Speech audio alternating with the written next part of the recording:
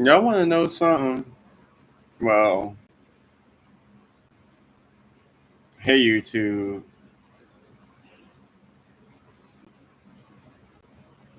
Y'all should already know who it is. Damian Moody. I also go by Kashmere Majesty or Red Riding Hood.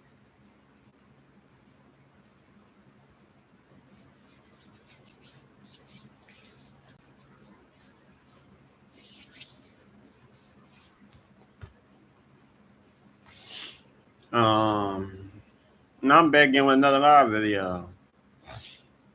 And then this live stream, I'm back with Rest in Power, The Enduring Life of Trayvon Martin by his parents, Sabrina Fulton and Tracy Martin.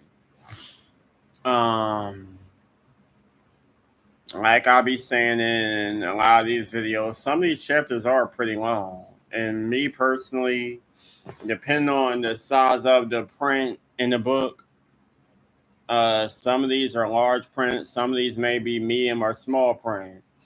So at times, I'm not gonna lie, even with glasses, it may get a little blurry, and I'll be mispronouncing words, trying to read fast to get through the chapter fast.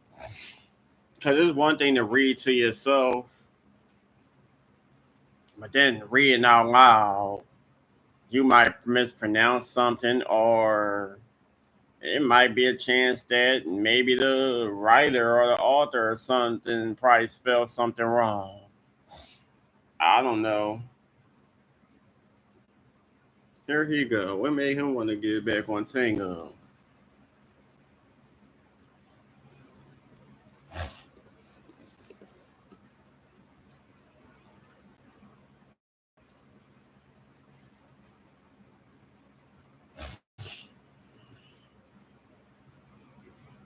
I don't know why nigga keep getting on Tango. Ain't nobody coming to your live stream. Anywho, let me do my video. So this is Rest in Power, The Enduring Life of Trayvon Martin. Like I showed y'all, this is the book. It's a picture of Trayvon Martin.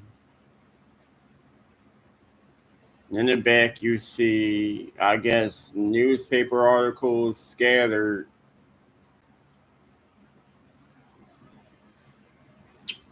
All right. So I'm trying to figure out where did I leave off at?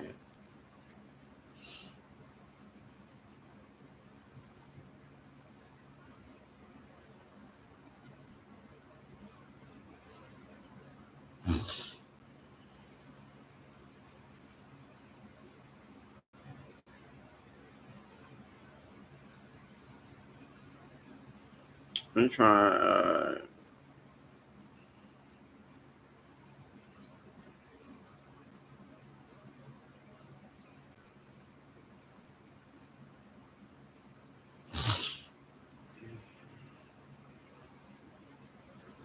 All right, I'm gonna just start from here. O'Mara finally came around the time, just 2 weeks before Trayvon's death on February 13, 2012, when he was suspended from school.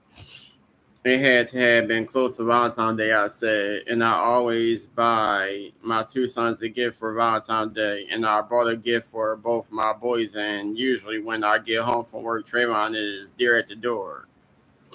And he walked me inside the house, and I told him, because I was all excited, I told him, I got gifts for them again for Valentine's Day.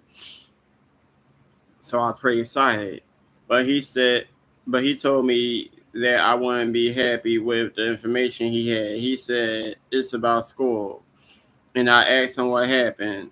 And so we sat down in the living room, and he told me that he had been suspended and that the school found an empty bag in his book bag. And so I asked him, where did you get it from? And he said that it was his friends. And I was really disappointed with him, because with the last suspension, he mentioned this friend. I was just really disappointed in him that he had been suspended again.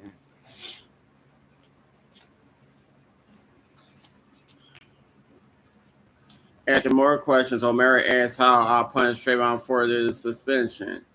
He loved the outside, and he wasn't allowed to go outside and play basketball or ride his bike or any of those things. I said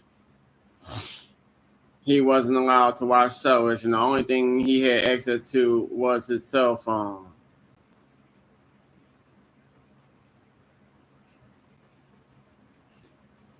Uh, Once again, I'm getting irritated because this O'Mara person is asking a lot of questions that just don't make no damn sense.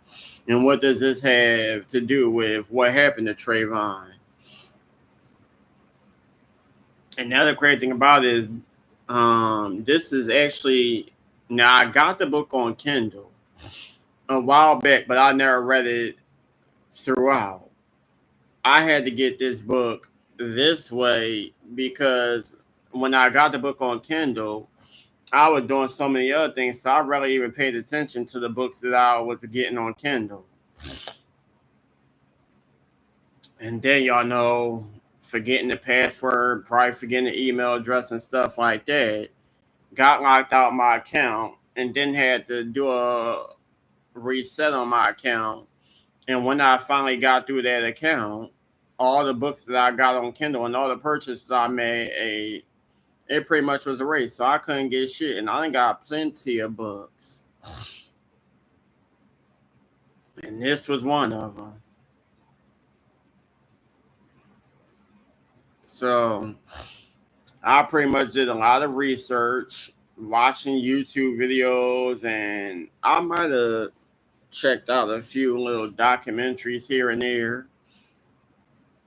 But this is from the parents' point of view, and of course, they gonna tell the truth. That's their child. And you know, a lot of people like to mix up stories, so I can only imagine how they felt back then and how they feel now, years later, and still no justice. The crazy thing about it is they living their life. You don't hear nothing much. I'm pretty sure a lot of people still do Trayvon Martin tributes here and there, or they speak about them.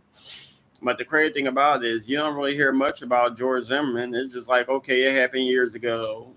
Nobody bringing his name up. You don't hear about anything. You ain't hear about if they ever would get justice or nothing. It's crazy, but anyway, I'm surprised they ain't do no movie because they did Fruitvale Station about Oscar Grant. I would have thought they would have did a movie or something about Trayvon Martin. I don't know. You can't believe everything. Anyhow, now let me get back to this book. Then he asked about Tracy's fateful decision to take Trayvon to Sanford in the second week of his suspension. At noon, after 2.5 hours of questioning, we took in our lunch break. In the afternoon session, we returned to the subject of street fighting. The killer's attorneys had texts of Trayvon's conversations with numerous friends, and O'Mara read extracts of them to me. Was I aware of the text conversation Trayvon had on social media with one of my nephews before he went to Sanford about getting a 22 handgun? He asked. No, I said, and he asked me if I would have been surprised if such a conversation took place. Yes, I would, I said, because I had never heard this before, and I was certain that my son was not a thug, much less a criminal. Bernie de la Ronda cleared the air about Trayvon's problems in school, specifically the jewelry found in his backpack, which Trayvon insisted wasn't his, by providing a Miami-Dade school police department document. He had me read from it. No arrest in Miami-Dade. It read in part about the incident, which cleared up any intimation or confusion that my son was ever arrested for anything. And I had never heard anything about him wanting to get a gun. Anyway, the biggest question, why wasn't I being asked about the only gun that mattered in our case, the gun that was used to kill Trayvon? Similar probing repetitive questions would be asked of my son Gerardus, then 22, a fourth semester information technology student at Florida University.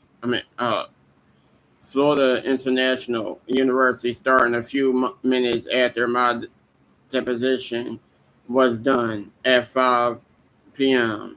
that same day.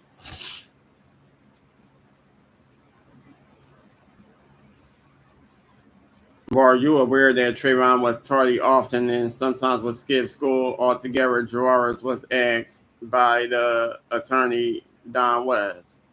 Tardy, yes, he said. Skipping, I don't know anything about that. Was he aware that Trayvon was smoking marijuana? No. Was he aware of any fighting that his younger brother was involved in? No. Are you aware of any money being paid to anyone in your family for an appearance fee separate from just the costs involved in making the appearance? No, said Gerardus.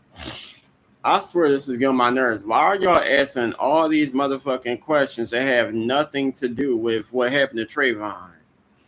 And then why are y'all asking his brother shit? Even if Trayvon did have a gun or whatever the case may be, he was unarmed then. He ain't had shit except for Skittles and either a canned drink or a bottle drink, whatever. He ain't had shit except for Skittles, a drink, and probably his cell phone.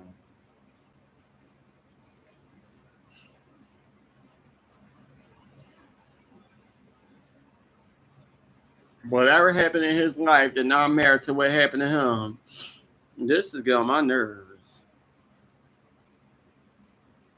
Do you have a lot of time invested in these events? He was in front.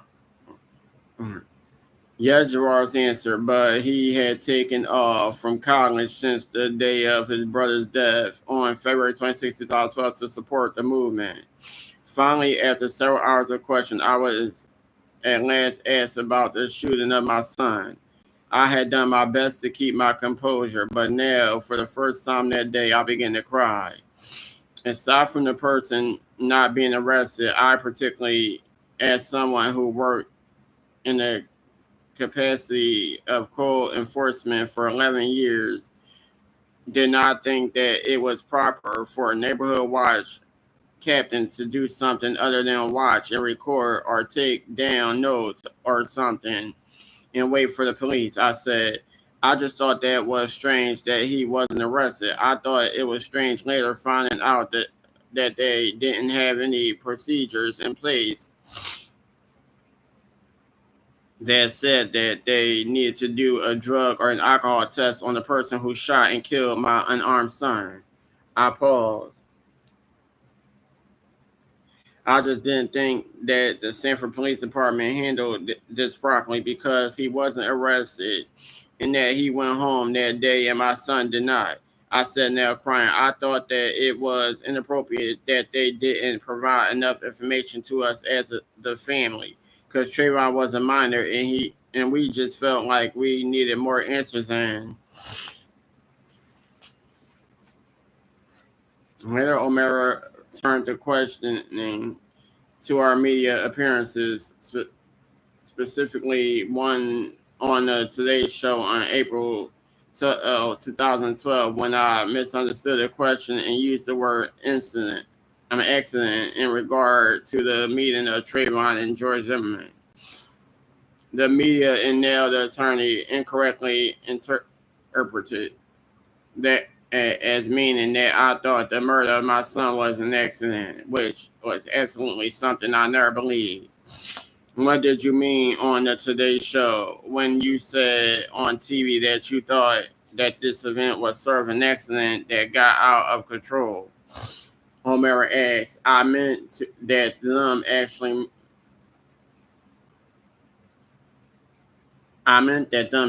meeting was the accident. I said I didn't ever say that I believe that the actual gunshot was an accident. So that was something that I cleared up because I think people misunderstood what I meant. But I meant that them actually meeting was the accident, not that the accident was the gunshot. And then they moved on to 911 tapes. So tell me what happened when a tape was played. When the tape was played, the attorney said, "Y'all know what fucking happened. I'm pretty sure y'all heard him just like they did." The fuck? Y'all know exactly what happened.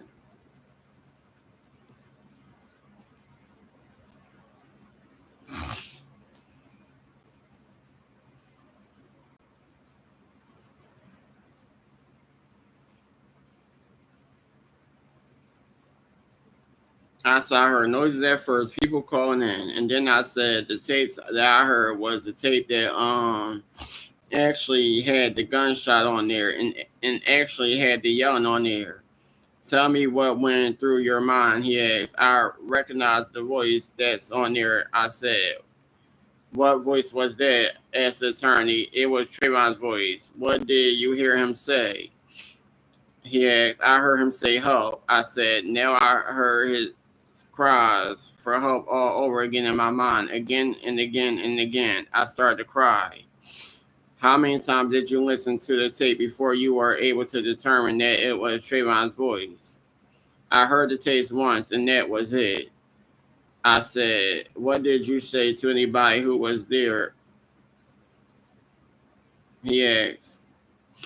"I told them that was Trayvon." I said, "Told who?" "Everybody that was in the room." I said, "The mayor, Tracy, Mr. Crump, Miss Jackson." He said, "Is that true?" I was crying hard now. "Yes," I said, pausing to wipe my tears. "Want to take a couple minutes?" the attorney asked. I didn't want to take a couple minutes because this was my life every day, every 24 hours. And it wouldn't get better in a minute, an hour, or a lifetime. "No," I said. "Was it only played once?" He asked again of the tape. "I only listened once." I said. "I don't know how many times they played it, but I heard it once and I left the office. That was enough for me." He began hammering away on my dead son's voice. "Did I have evidence, tapes, voicemails, etc.? Of Trayvon's voice? Did family members have audio samples of his voice? You are aware that we had subpoenas out on you and Tracy about trying to get some of that, correct?" He asked. "To get some of what?" I asked. "I'm sorry, to get recordings of Trayvon's voice," said the attorney. Finally, toward the end of the deposition, after several objections from Crump and De La Rihanna, O'Mara said, "All right, if it gets to a point of a 1.130 violation because I'm harassing her, let me know and we can stop the deposition. But I'm just really trying to get through the last couple of questions." Then he returned to the subject of money. "The trust for the Trayvon Martin Foundation. Was I responsible for the money that came in and out?" "Yes," I said. This motherfucker is an asshole. He had been skipping all over the place with questions. Then then we were mercifully done, at least done with the questions from the defense attorney. Now the prosecutor, De La Rihanna, cross-examined me, asking me to clarify answers I had made, which I assumed he felt the killer's attorney was using to make a point, which he and I surely felt wasn't correct.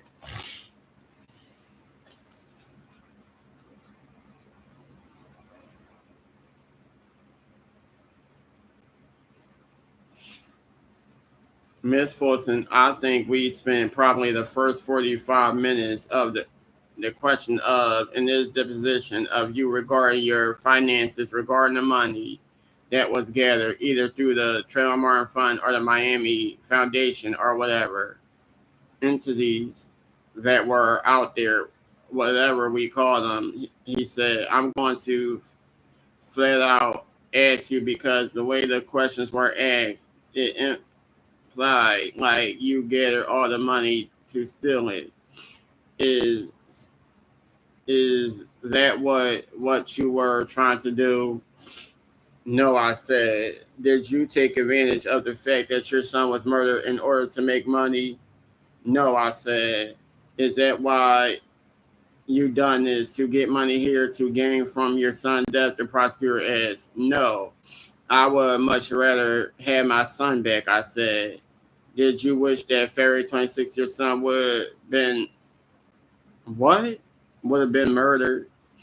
What the fuck?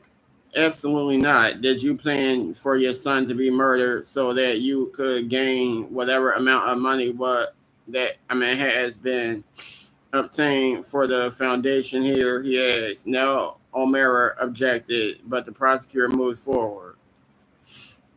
Did you plan for your son to be murdered by somebody so that you could make you yourself or anybody in your family get this money? Next, no, I said. Have you had a hard time living in this world knowing that your son who you bore or brought into this world is no longer here as a perpetrator? Have you been able to live like you normally lived before his death? No, nothing is normal anymore, I said. And that summed up everything that I felt that day as a mother and now as a witness heading into a trial.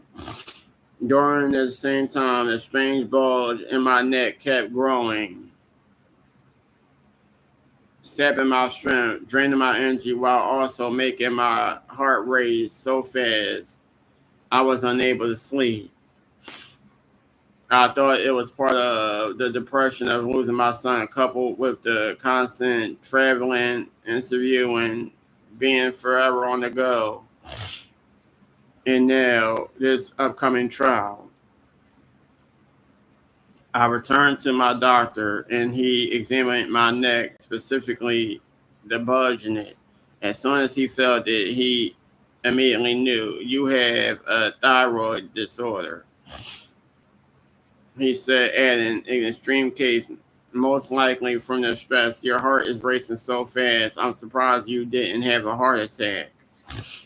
Surgery was required to remove part or all of my thyroid, he said, as soon as possible. I told him I would have to wait until after the trial, for which I needed to appear strong, even though I was physically suffering.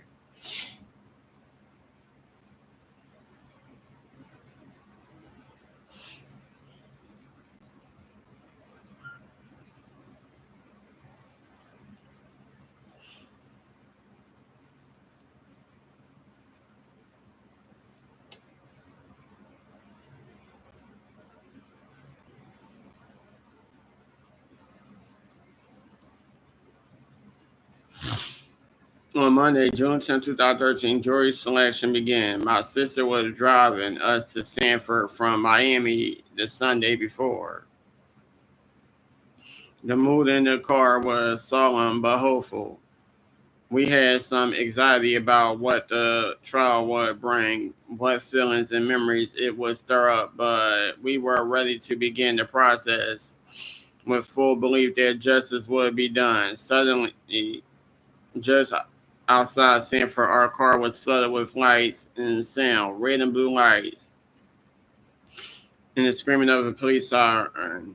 The Florida Highway Patrol was right on our tail. My sister pulled the car over on the shoulder of the road. She rolled down her window when a stone-faced patrol officer approached. License and registration, he said. She handed the documents over without question, and we waited while he ran her license back in his patrol car. The minutes dragged on until finally the officer returned, handed my sister back her license and papers, and told us that we were free to go. We drove the rest of the way under the speed limit past Sanford.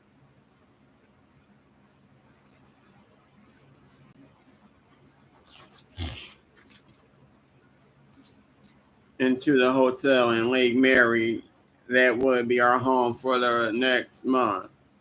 To me, every place seemed to be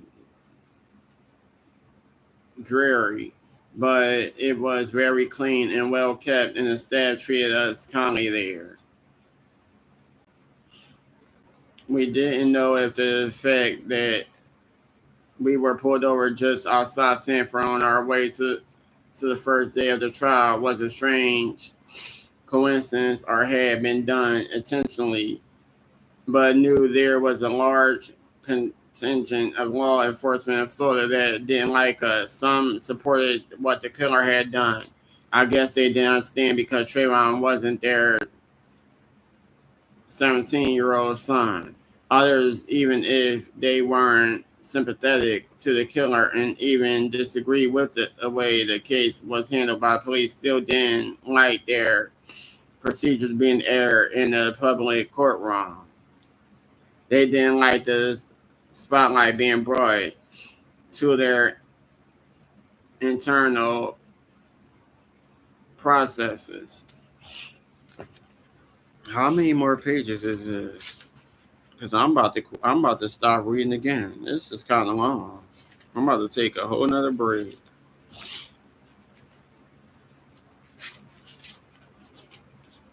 Yeah, this is a lot. I'm about to take a break.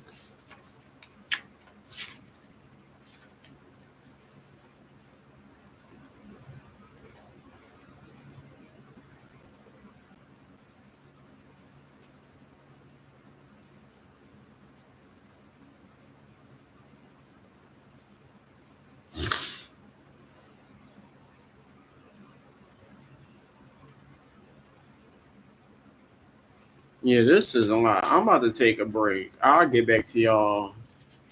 Oh, Lord. I'll get back to y'all.